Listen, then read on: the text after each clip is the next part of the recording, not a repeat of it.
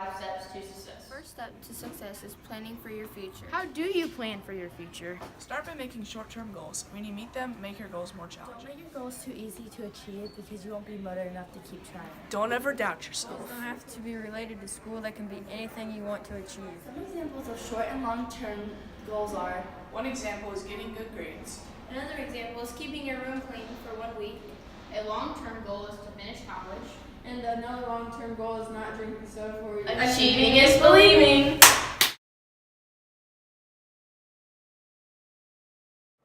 Here are some resources from your teacher. Resources do you recommend for students who are struggling in your classroom to use?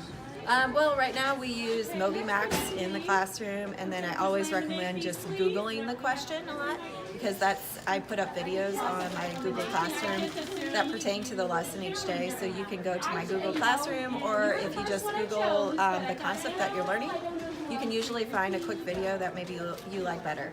What resources do you recommend for your students who are struggling in your classroom to use? They can go on Google Classroom and get any notes and things that they need to use. They can also do some of the computer websites for extra practice, the PhET labs. We have textbooks, we have little handouts that they can use, and of course me. What resources do you suggest to students that are struggling in your classroom? In social studies, we have our online book, Connect Ed. I also have notes through Google Classroom and always the hard copy of the textbook. You can also email to have a tutoring session in the morning. What are some resources you recommend for your class? One of the best resources we have are the Chromebooks that every student has. There's tons of resources on there. For specifics, I like YouTube videos. There's lots of really good information on YouTube. If students are struggling on how to write an intro, how to write a conclusion, you can look at all that on step-by-step tutorials on YouTube for additional assistance. So, all right.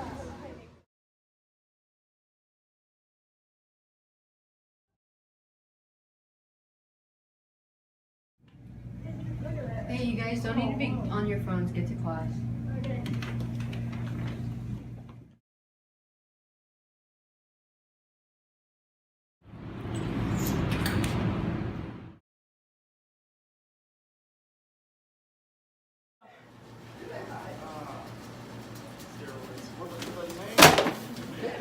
Thank you. Hey, you shouldn't do that. Whatever. Gotta tell you better watch yourself. Okay.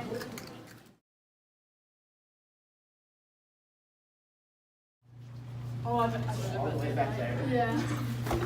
Here are some examples of how to get good grades in school. Before and after school tutoring to get extra help with your grades. Tutoring. 3 to 4. Right out of the board, so you're in here. Okay. You can get in trouble by your coaches if you do not have good grades. Hey, Brady. Yeah. I need to talk to you about your grades. What about them? Well, they're a little down right now, so you're going to set the first game. You're going to have extra conditioning to get those up. Okay. Okay? Ask questions on your homework if you do not understand it. Do you know the colors of staining? Yeah, it's a special walnut golden.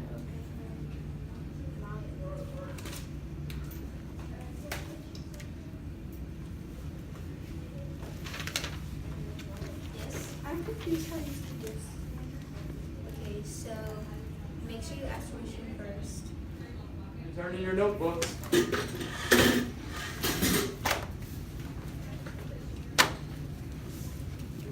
Having bad attendance can affect your grades. I'm going home. Why? I prefer your conversation with Mr. Nolan. I think that is such a good. I don't think you should leave.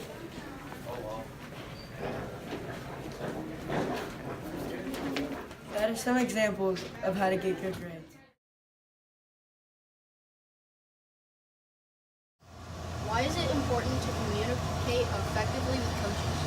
I think it's important to communicate as an athlete, to communicate effectively with coaches, because the coach's job is they're there to get you to a state of improvement by the end of the week, by the end of the practice, by the end of the season. And if you're stuck on something like a drill, you need to communicate with the coach that, hey, I missed that. Can you please go over that one more time? Because if you practice the drill the wrong way repeatedly, you're not going to get any better. You're going to learn how to do the wrong mechanics, and it's in the long run, it's really going to affect you. So having the ability to go to the coach and say to them, hey, I'm stuck, I'm lost, can you help me? That's our job. So we're never going to look at you and get upset, because our job is to teach you those things. Also, when it comes to things that are bothering you, something the coach said hurt your feelings, or playing time, something like that, instead of going to your parents or going to friends or teammates and bashing the coach, it's really important to go to the coach, talk to them directly, you and the coach first, before anything else, to see what can get cleared up, and just kind of accepting with what the coach says. The coach might not even know that they upset you, so you have to go to them first before you go to other avenues. Why is it important to communicate effectively with your parents?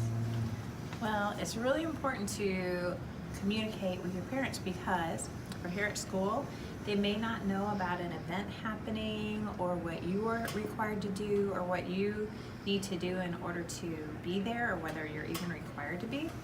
So the parents need to know those sort of things. It's also important to communicate with your parents effectively because there are a lot of things, say, on social media that people may try to contact you, communicate with you, may not be safe. And it's a good thing to let your parents know those sort of things as well, so that you're not in any kind of danger. So I think there's a couple different reasons: school reasons and also social media reasons. Have a great day, DeSoto.